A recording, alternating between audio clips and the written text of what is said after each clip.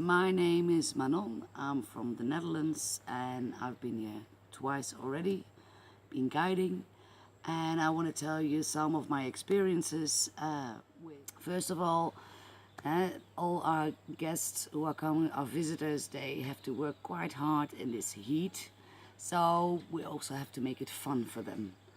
So I always say to some people who are not willing to work or are so involved with the elephants that they don't listen anymore, I try to remind them, and hey guys, remember, we work for the elephants don't work for us.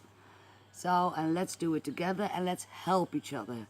So they work together with us. So they start doing the work because it needs to be done. When you do the pumpkin cutting, I always say sometimes to the people, because while they're cutting, I always say, okay, I see who's the cook in the house or in the kitchen at home, because some people can really cut really good. The joke I always make when we do the sticky rice is I let everybody get their hands dirty, and then after, when everybody's in with their hands, I say, okay guys, let's get your camera. And you see everybody with their hands full like, oh crap. So then I will say, hey, it's a good thing my hands aren't dirty. So then I make the shots for everybody. So they have fun as well. Sometimes when you go into the river and there are elephants in front of you and there's no elephant in between and you walk with a group, sometimes you see when you turn around and you see some elephants coming, people have no clue because they don't hear an elephant coming. So sometimes I tell the people to stop and say, okay, what are you hearing? I say the birds, the wind, whatever, and then you say turn around, and within a meter there's an elephant. And the mahouts know, because they're laughing, because they already know what I'm doing.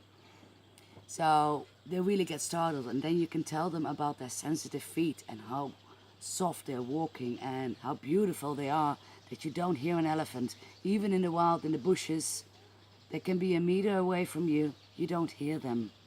So that's also a fun thing to do.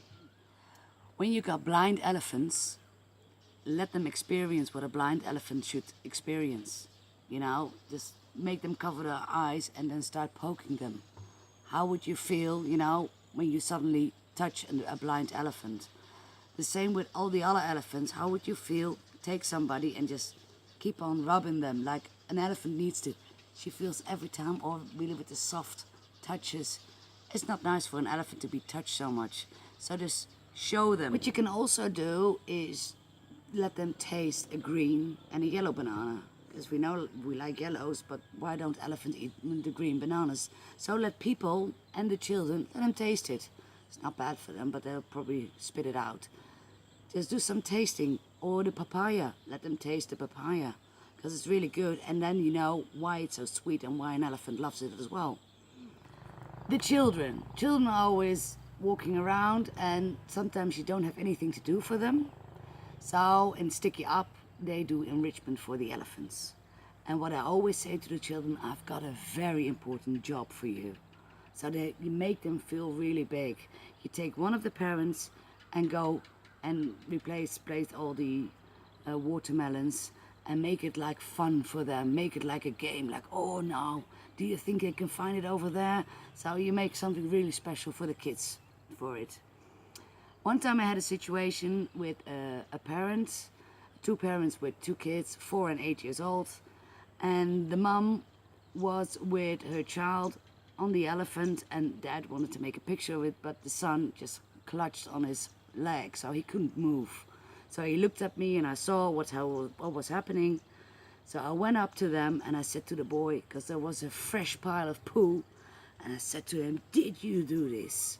So he stopped holding his father and he was looking at the poo, and I made like to the father, like, go. So he was looking, he was like, no. I said, okay. Oh, who did this? Who could have done that? And he said, maybe an elephant. And I said, okay. So if something happens, just distract the child, if you can, because sometimes things happen. And at the end of the day, when we walk up after washing the elephants, I ask my group, okay guys, do you think we can set all these elephants free again in the wild?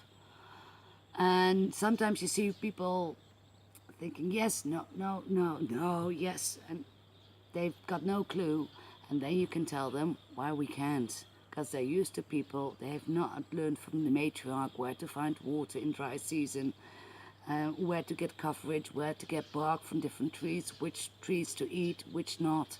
They haven't learned that, and they probably get killed by cars crossing the street, finding people.